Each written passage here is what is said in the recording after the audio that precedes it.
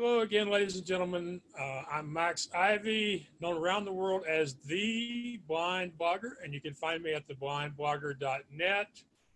And we are now part of the Global Voice Radio Network, which you can check me and the other hosts out on their page at Facebook, facebook.com/groups/Global Voice Radio. Website to come soon. And really excited about the move and hoping to get a lot more people watching and listening to the guests that I have on my show. And today I'm going to have a friend of a friend on. My stylist and friend Chelsea Nguyen introduced me to Brittany and told me that I should reach out to her and see if she would come on the show. So Britany Culp is a bodybuilder, a personal trainer, also a model, and she also happens to be blind from retinitis pigmentosa. She operates a business called Blind Fury, which I love the name. Wish I had come up with a name as good as that for some of my stuff. And she offers one-on-one coaching in person or over the internet. She also provides meal plans. She has a master's degree in psychology and counseling because she believes that the mental approach of a client is just as important as the physical changes that you make. And so I'm very happy to have you with me today. Brittany, hi, how are you doing? I'm doing good. Thanks for having me. Well, thank you for agreeing to come on the show, and hopefully we'll have a good conversation and help people in some way today, maybe to see what their excuses are around exercise, diet, and being physically healthy. Yes, definitely. All right. So why don't you tell people a little bit more about yourself, including a bit about your vision loss and how, if at all, that plays into your story? Well, I'm from a very, very small town in South Texas called Bishop. Population's a little over 3,000, maybe 3,500 now. But yeah, I was born and raised there, and I was diagnosed with retinitis pigmentosa at a very young age, probably about 5 years old. And ever since then, yeah, my vision has been deteriorating, as I get older, because that's pretty much what RP does. I guess the main question that I always get asked is how did I get into fitness and modeling? Long story short, it kind of just happened.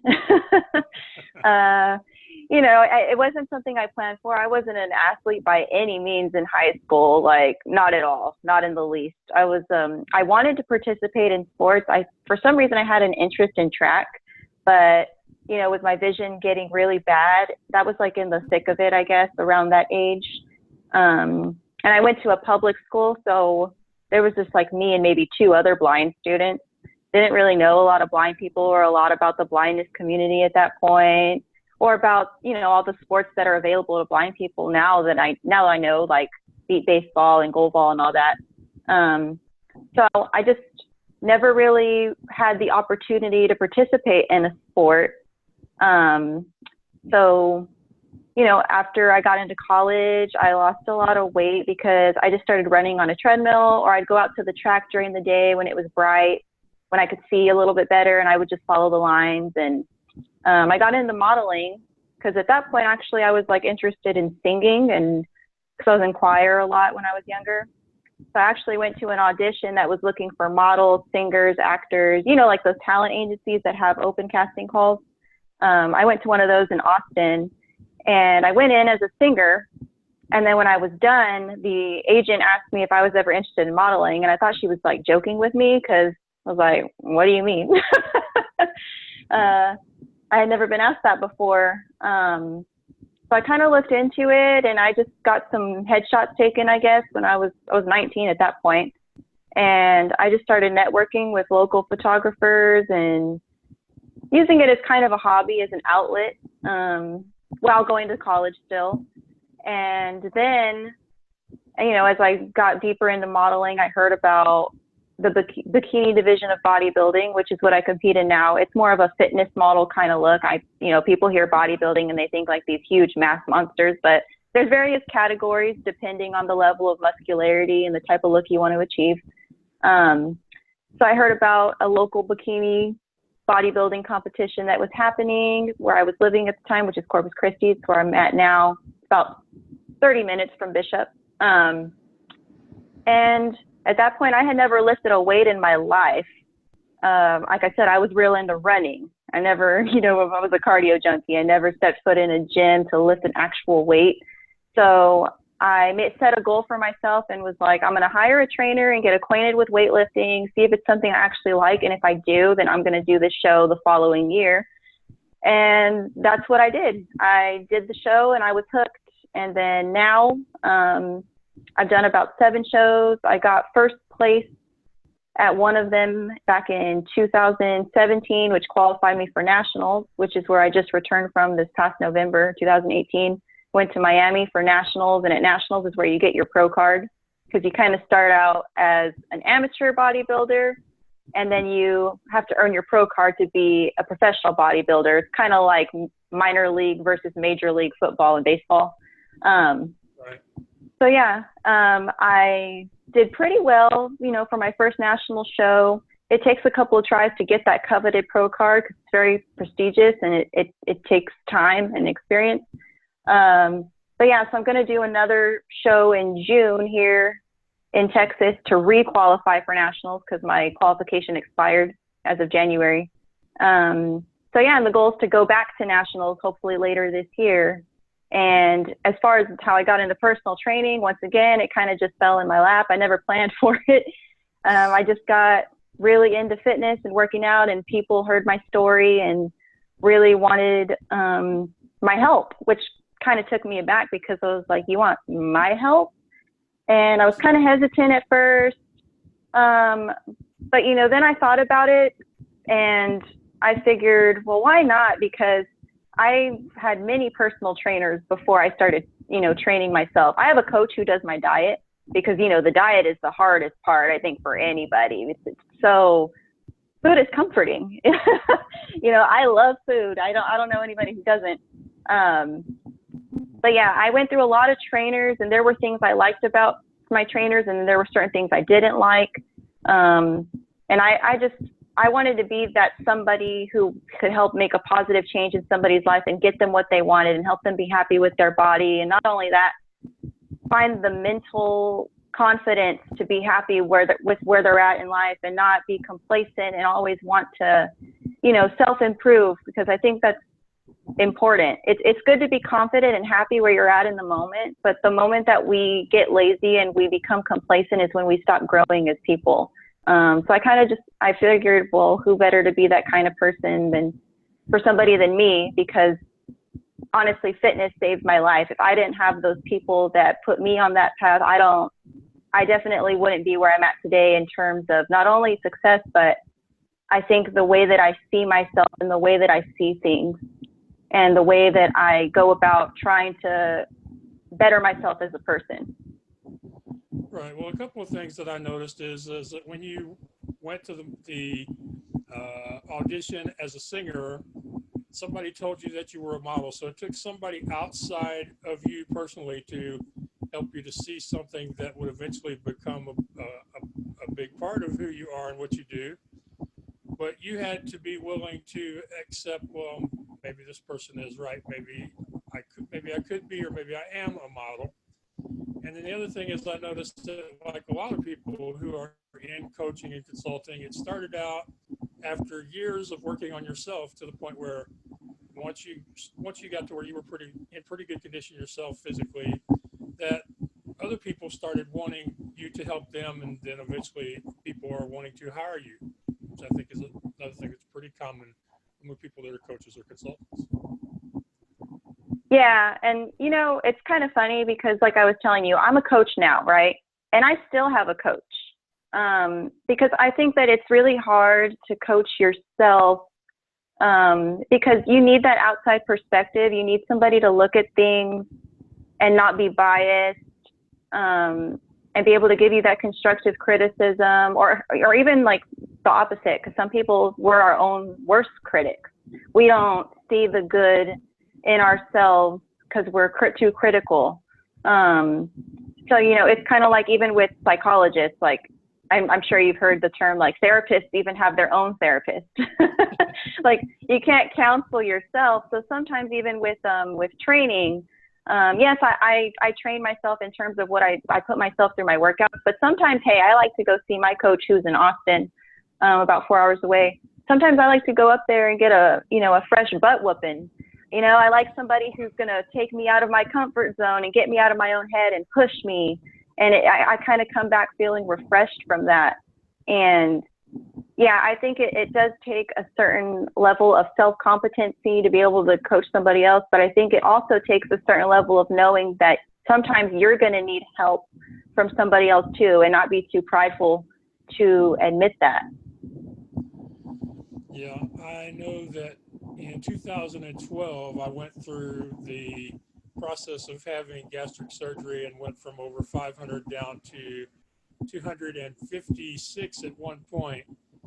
And I can remember complaining about having to go and see the nutritionists and all the other staff people every few weeks. But since I've gotten to the point where I only have to go in like once a year to have blood work evaluated, I sometimes think that, you know, maybe it would be good if I still had to go see those people every few months. Yeah, somebody to kind of hold you accountable. And you know, because there are some people, don't get me wrong, like if we're going to speak strictly in terms of bodybuilding, there are some athletes that do coach themselves. Like they do it all, the diet, the training, everything. And that takes a really strong person to be able to do that, I think. But a majority of us, I mean, I think those people are like unicorns, you know. It's very, it's very rare. But most of us, we like to not only be accountable to ourselves, but have to be accountable to somebody else, because it kind of gives us that extra push. And I hate to use the word motivation, because motivation, I think it's a term that's so overused. And not only that, it's fleeting. You know, I get it from a lot from my clients and other people who talk to me about, you know, wanting to get in shape or go to the gym or eat right. They're like, I'm just not motivated, or I'm not motivated anymore. And it's like, well, it's not motivation that's going to get you where you want. It's consistency and determination. I mean, I'm not always motivated to go work out, but I know that it's a means to an end. It's what I have to do if I want to step on stage and look my best. It's what I have to do if I want to keep getting hired to do photo shoots as a model. It's the bigger picture. Motivation, it comes and goes. You know what I mean? Yeah, Elizabeth Gilbert said about her writing that inspiration, motivation, and passion will go away, and she sometimes likes to go back to curiosity. Does changing the way do you generally stay with the same routine with your exercise or do you have a way built in to change it up so that it doesn't get stale on you? It's a little bit of both. I mean, sometimes it does get a little bit repetitive, but there's certain ways to change things up. Like a lot of people are like, I just can't fathom being on a cardio machine, like a treadmill or an elliptical, for 45 minutes. And that I can understand, because you're stationary, so you're bored. And I think that might be more of a sighted person thing, because they want a scenery, whereas when you're blind, you really don't care. As long as you have some good music, that's really all that matters. When you can't see, you don't really care about the scenery. So I'm like, okay, if you don't like being stationary on a treadmill, well, then go run at a park or something outside that has a change of terrain, like hills and stuff. That way it's a little bit more of a challenge, or things like that. But, at the end of the day, you kind of have your foundation exercises that you have to do. There's no way around it, but you can get creative and switch it up by changing up the tempo, or how many repetitions you're going to do, or maybe do what we call a superset, which is doing 2 exercises back to back at once, and just kind of challenge yourself. It's like I said, it's easy to become complacent, because that's another thing that happens too. I get some people that come to me that they know how to work out. You know, they're bored because they don't know how to switch it up. So I like to show people ways that they can switch it up and keep it interesting and keep them coming back. But I guess me as an athlete, I'm used to the repetitiveness, especially with the eating, because when you compete for bodybuilding, you're eating the same things over and over usually because you're limited, but it's temporary. And that's the main thing too. It's always good to think about in terms of stuff like that, that it's temporary. It's like I was saying, it's a means to an end. I have to eat this chicken and fish and asparagus. Yes, because I do want to. And yes, because I kind of like it. I kind of don't like that I have to eat it over and over, but it's what's going to get me to my goal. And I know that pizza and burgers and all that, it's always going to be there. It's not going anywhere. It's not going to be prohibited. You know what I mean? It's going to be there when the show is over. And it's, you know, it's temporary, but also to remember too, like we all have a choice. Like competing is a choice. Nobody makes me do it. I chose to do that. And same thing for changing your lifestyle or changing your fitness habits. It all comes down to choice. How badly do you want it? How serious are you about it? And how dedicated are you? And even on days when you're not motivated, are you going to be dedicated enough to still prep your food? Are you going to be dedicated enough to still go to the gym? Even if it's not going to be the best workout of your life, I mean, it's better than nothing. Yeah. I think what we're talking about there is that it's, for the most part, it is temporary, or at least if you can get it in your mind that it's temporary, that really helps. I visited New York a few years ago, and I stayed with a physical trainer from New York City. And the only thing I remember about him that whole week was every 3 or 4 days he'd have to come in and steam or grill or whatever it was he was doing to that kale. Kale doesn't even smell right, much less taste right. That's my personal opinion. I'm not even a fan of kale, so you're not alone on that one. Okay, well then you are human. Then but I mean but that's the thing he does in his life. He's like, I have to eat kale. And I'm like, I'm glad it's you and not me, because I'd have to find something other than kale. I'd have had to see if maybe collard greens. But you're like, I didn't choose this life. You did. Yeah, well, I was using Airbnb, and I was saving like 60% on my rent, so I really couldn't complain a whole lot. He was a nice guy and all, and so was his so was his girlfriend, who is one of those people that does the crazy things where they pitch truck tires and run with beer kegs, and I forget what they call that. Oh wow, yeah, I know what you're talking about, but I forget what that's called too. That's crazy. But the thing is that if you can find a way to at least get it in your own mind that it's not as permanent as you think it is, because that's the one thing people rebel against the most is if you tell somebody they have to do something for a week or a month, that's easy. But if you tell if you tell somebody they have to do it for the rest of their life, that's hard.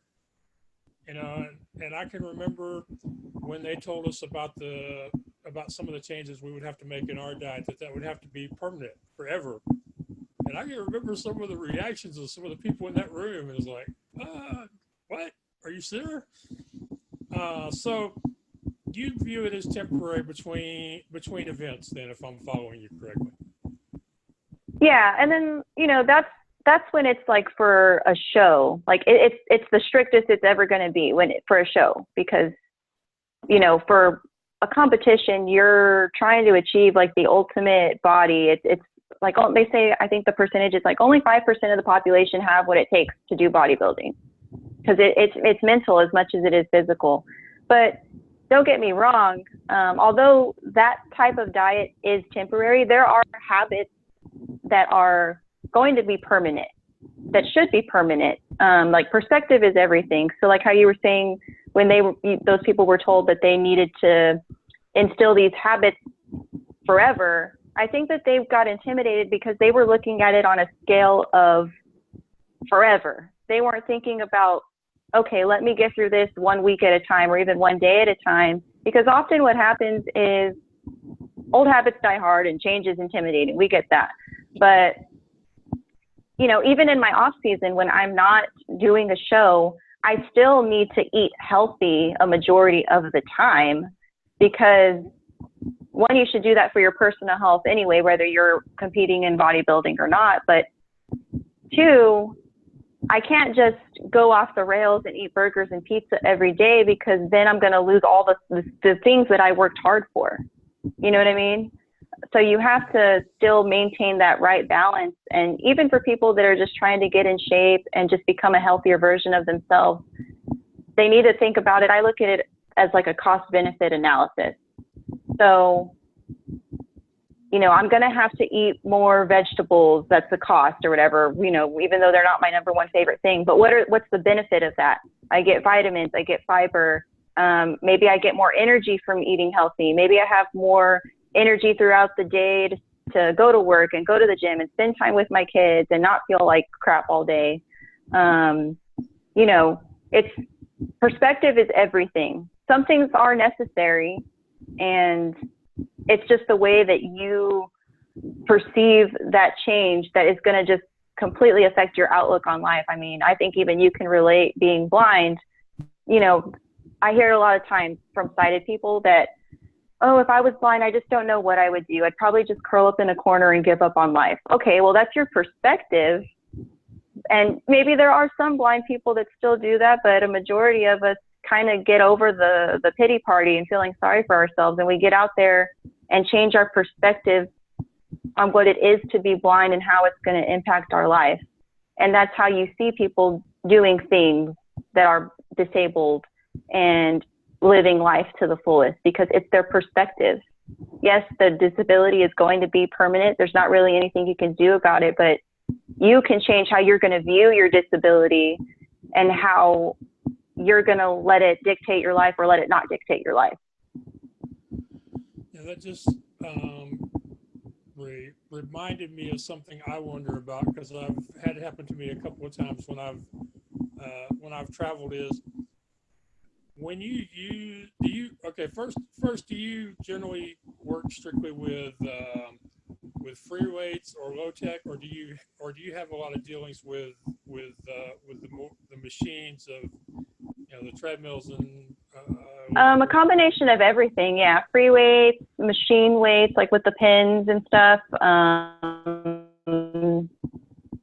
Plated machines, cardio machines like treadmills, ellipticals, all of that. Yeah, everything. And do you find yourself, what are you doing as far as accessibility? Because to me, the workout equipment kind of reminds me of a Windows computer, because you can make a Windows computer talk, but once you do that, it's the only computer around that talks in your house or your office or whatever. But if you use an Apple computer, all of those computers talk. So I'm just wondering about the equipment, because I've had to do some physical rehab. I've been to exercise rooms in a couple of hotels.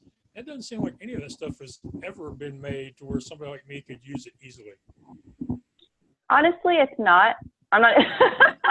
I know you were probably hoping for some sort of ray of sunshine from me, but honestly, you're absolutely right. It's not.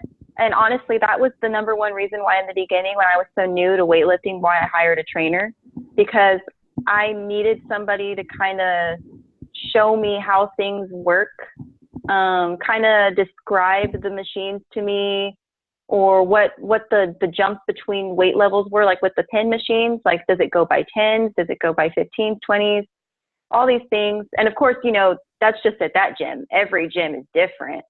But a few things that I did kind of, I guess you can call them quirks or whatever. Yes.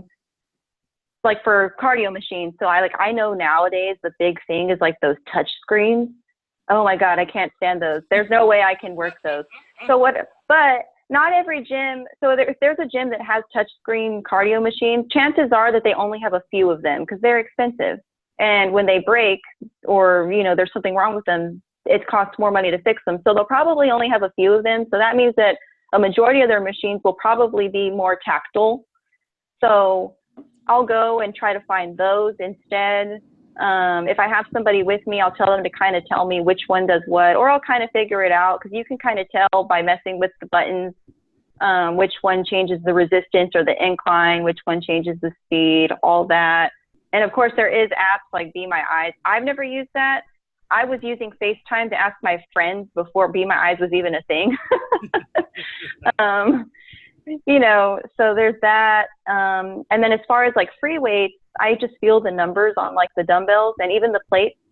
A lot of them have embossed numbers on them, or you can even tell by like the size of them, because they usually go, like the plates go by 45, 35, 25, 10, 5, and 2.5. You kind of like how you can tell between coin money. The same thing with plates. You can kind of tell the size. So I picked up little tricks like that, but honestly, as of right now, I'm kind of in a very, I don't know what you would call it, privileged position, that the gym I work at, it's a private gym. So we don't have like gym memberships or sign up fees for people. Basically, you can only work out at our gym if you're there to work out with a personal trainer. So you work out with your personal trainer, you pay your trainer by the hour, and you leave. That's it. So our gym is never really that crowded.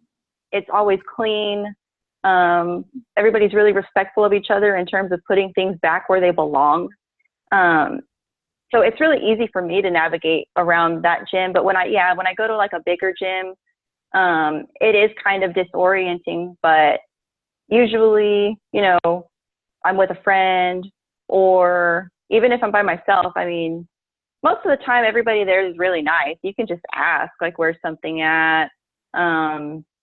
I've had to do that quite a bit before if I was at a gym, like by myself doing something. But, you know, if there's a will, there's a way. I know plenty of other male friends that do bodybuilding that are blind, and they go work out by themselves quite a bit.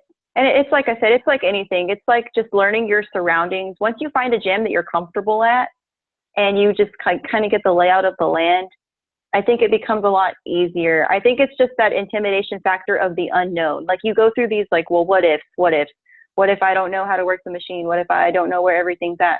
What if I accidentally sit on somebody who's on a machine already? Okay, I think we lost. I wasn't already thinking of. Thank you very much. But you know, it's if you can really psych yourself out if you get caught up in the what ifs. I mean, just go out and do it. And especially if you're a frequent gym goer at a certain gym after you've been there a couple of times, people start to know who you are. I mean, especially if you're blind, because to be honest, I don't ever. It could just be the area I'm in. Maybe it's different in like more blind populated areas, but it's very rare that you see a blind person consistently going into a gym. So they're going to remember you. I mean, the cane or a dog is like a dead giveaway. Well, but I'm one of those people. I'm always about telling people, both sighted and blind, to ask for help. That most people are friendly, and many of them are looking for opportunities to give people help. So it's just a matter of not being afraid, having the courage to ask most of the time. And like you say, if they see you, they'll realize that you're blind. And of course, if you're the blind person, one thing you have to do is to just not freak out when people offer to help you, because there's still a fair number of blind people out there who either through pride or a misbelief about the importance of independence, if somebody offers to help them without being asked, it can be a problem. Yeah, and it's kind of like there's a piece of literature from the National Federation of the Blind, and it talks about like don't throw the nickel. So basically, long story short, for people who aren't familiar with it, it's about a blind man who was waiting for the bus, and an old lady offered him a nickel, because this was like a long time ago. I don't even know what year it was. Back when it was only a nickel. Back when it was only a nickel to ride the bus, and she was just doing it just to be kind, because she probably would have done it for a sighted person too. But this blind man got so offended that he threw the nickel because he thought that she was just doing it just because he was blind. And, you know, so yeah, don't throw the nickel. And honestly though, for me, it's, I guess this is like a bodybuilder thing. It's more for me, when I'm getting offered help, I try to distinguish the difference of, okay, are they doing it because they're being friendly? or are they doing it because I'm a woman? Because, you know, when you're an avid gym goer like myself, you do get it from a lot of the guys. I guess you can call them bros. They they think that they know everything about the gym and weightlifting, and some guys even use the gym just as a, I don't know, a dating pool. So for me, I'm open to if someone wants to help me, but it's also important to kind of distinguish the difference between the intention behind the help. But more times than not, like I'm open to the help and I'm appreciative. Okay. Any other? Oh yeah. When I was looking at some of your stuff online, I found a post that you wrote recently about people say that they don't believe that you were ever not in perfect health, Uh-huh. and I think you posted a picture of you with your first guide dog, and I thought it was interesting that the activity required to have a guide dog helped you as far as dropping a lot of weight. I thought that was interesting. Most people don't realize how much of an investment in time and scheduling and also in physical activity that it is to have a guide dog. Yeah. It was partially because, so with the first picture I posted, you know, for people who end up going and looking at the post and don't have visual sight. So the first picture I posted, yes, was with my first dog guide back in 2010. And, you know, I was a little on the heavier side. I never picked up a weight at that point. I hadn't gotten into like track running like I did later on.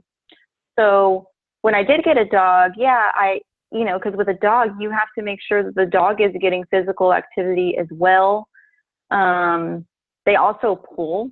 So a lot of people don't know that, I think, about dog guides. Like they pull you to guide you. It's not like a hard pull. Well, just depending on the type of pull preference you want. Some people like a harder pull than others. But there's that. And, you know, you walk a lot faster. Because I'm a pretty fast walker because I'm very tall. I'm 5'8" and I have long legs. So I'm a fast walker with a cane too. But with a dog, it's like a whole other level because, so like with a dog, so with a cane, it's an obstacle finder. Like, you know, you're walking with your cane, you hit a trash can, you're like, oh, that's a trash can. With a dog, there's a trash can, they just zoom right around it. So you're cutting a lot of corners with a dog. You're getting places a lot faster and you got to keep up. And they're really energetic about the work that they do. So yeah, that along with, you know, walking with the dog from class to class, because I started college at that time. And then along with, you know, getting into running, I got down to a very, very thin 108 pounds for modeling. And I just wanted more curves to my frame, I guess you could say, muscular wise, but I didn't know how to do it. So it was like fate, I guess, when I saw that ad for that local bodybuilding competition and I saw the bikini division on there. I was like, that's it. That's how I'm going to get the body that I want. And not only that, gain some strength as well. So yeah, it took time and it was like a lot of trial and error, a lot of patience. But yeah, now I'm on my second dog and she's even more energetic than my first dog was. My first dog was very chill in comparison to my new dog. But I guess that's good because my new dog really enjoys going to the gym.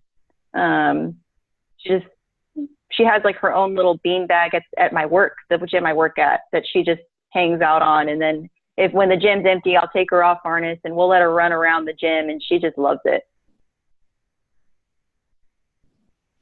Yeah, people don't realize how much those dogs actually love to play. They just don't get a lot of opportunity to do it. Yeah, because they're working when they're in harness. And that's I get a lot of comments about that too. Whenever Pixie, that's her name, she's in harness, they're like, she's so well behaved. Is she always like this? And I'm like, hell no. As soon as that harness comes off, she's like a whole other dog. She'll run around, she'll get on her back and like do like some breakdancing circles and spin around. Like she has a lot of personality. So it is very interesting how dogs are in their professional mode when they're in the harness, and then when they're not, they're dogs. You know what I mean? Yeah.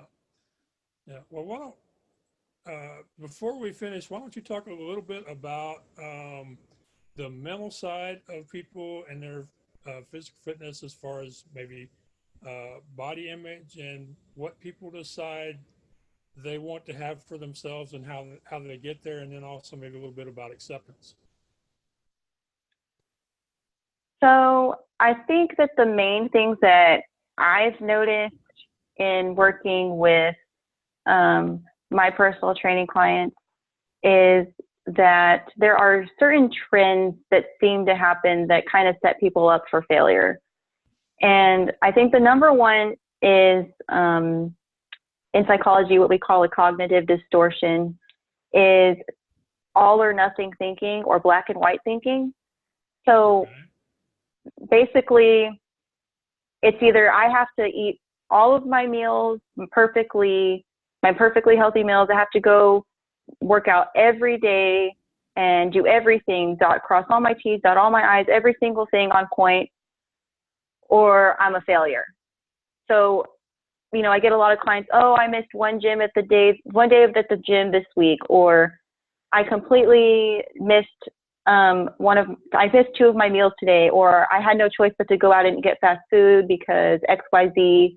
Therefore, the whole week is ruined. I'm just going to not go to the gym the rest of the week, or I'm going to keep eating bad the rest of the week because I've already ruined it. So that all or nothing thinking, rather than just taking it with a grain of salt and being like, okay, I didn't go to the gym today, but I'm going to hit it twice as hard tomorrow.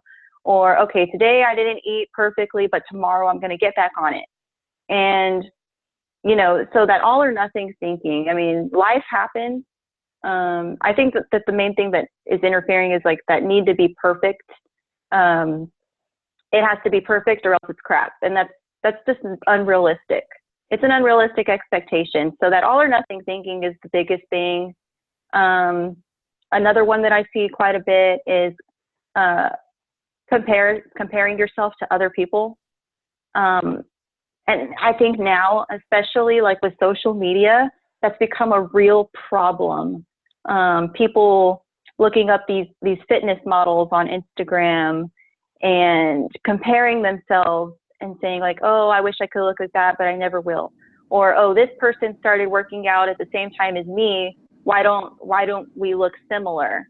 It's like, one, nowadays with social media, you don't know how badly the photo has been filtered. Say You doctor, don't, adjusted, altered, touched up. We yeah. prefer truthful language on what your excuse shows. So, Yeah, you don't know who's been, messing with the contrast of the photos, drawing on abs. You don't know any of that. And then on top of that too, like, you don't know if they're doing things the right way in terms of their health. So what are they taking? What are they, did they get surgery and they just didn't say anything? Like, you don't know. And then on top of that too, it's like everybody's so different. Everybody's body is different. Everybody's going to lose weight at a different rate. Some people are going to have harder struggles than others. And then on top of that, it's like some people who are very avid posters on Instagram, like fitness is all they do.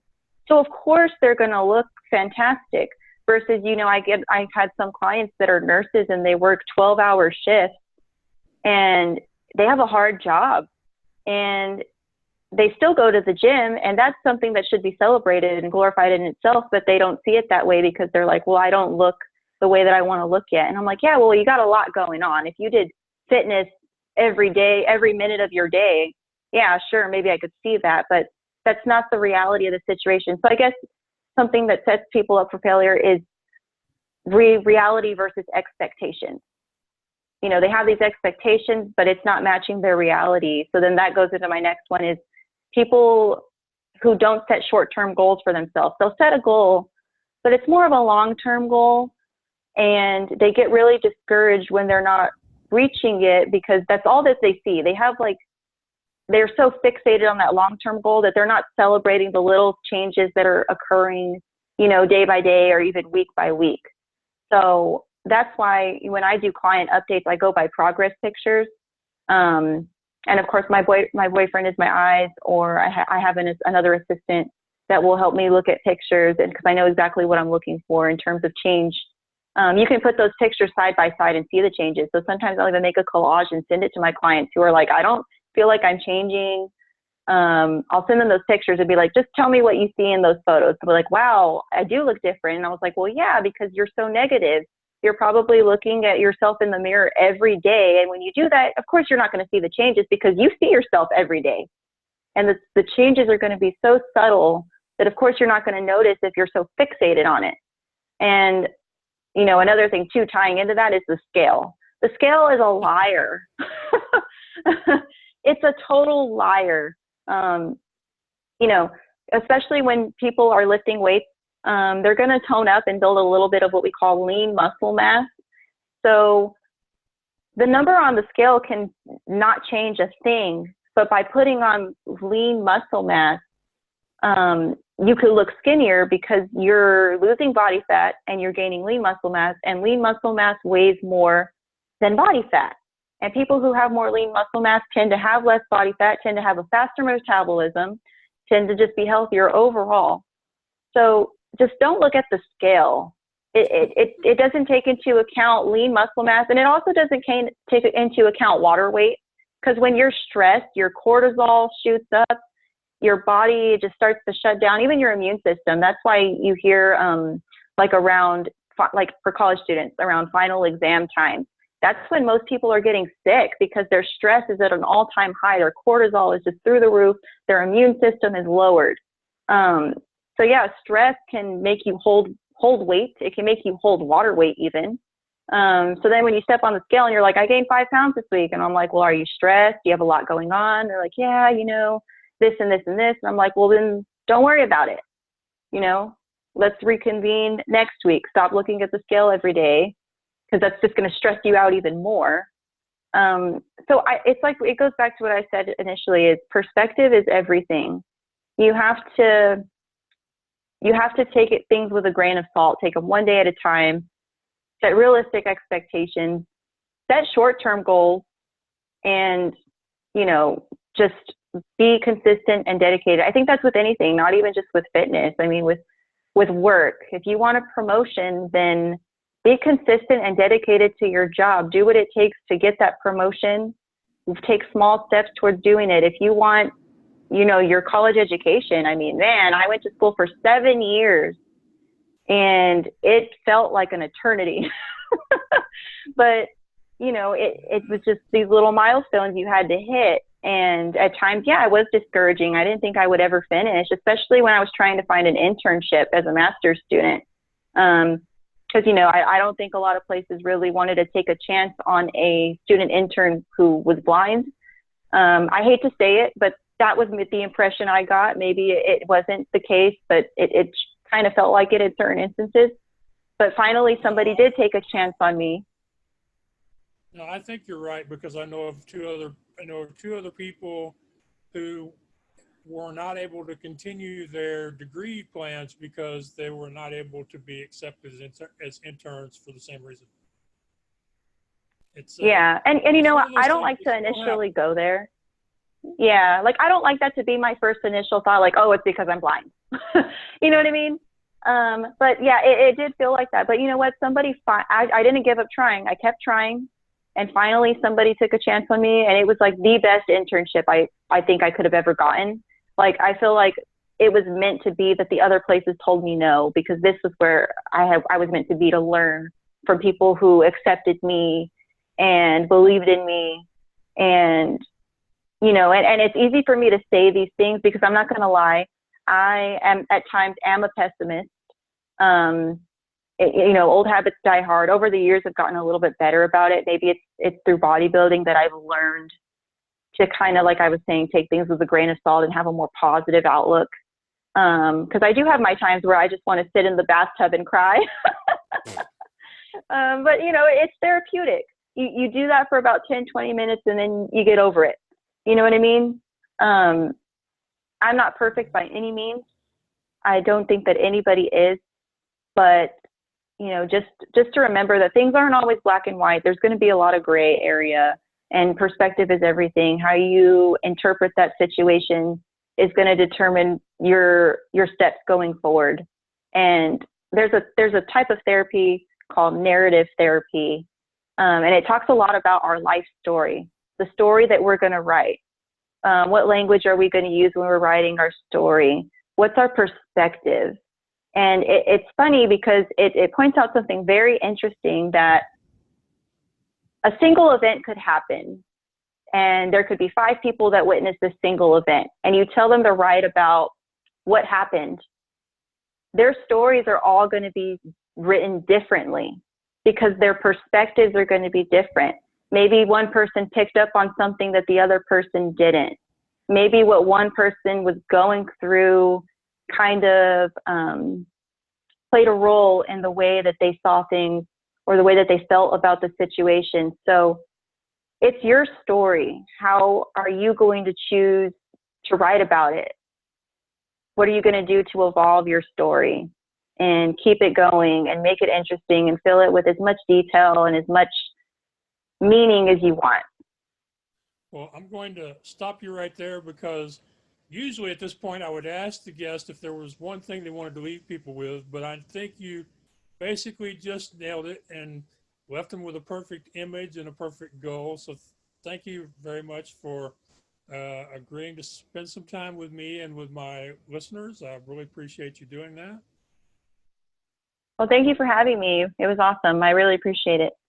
Well, it's been enjoyable for me, and it's I I tell people the show is not always going to be guests who are blind or who have some other difficult circumstance, but the point is it's always going to be somebody who has a great story and who has decided to live their life uh, regardless of whatever challenge or life circumstance they may come from. So really enjoyed having you. And as I like to tell people, if Brittany can do it, then what is your excuse? So thank you, Brittany. Thank you.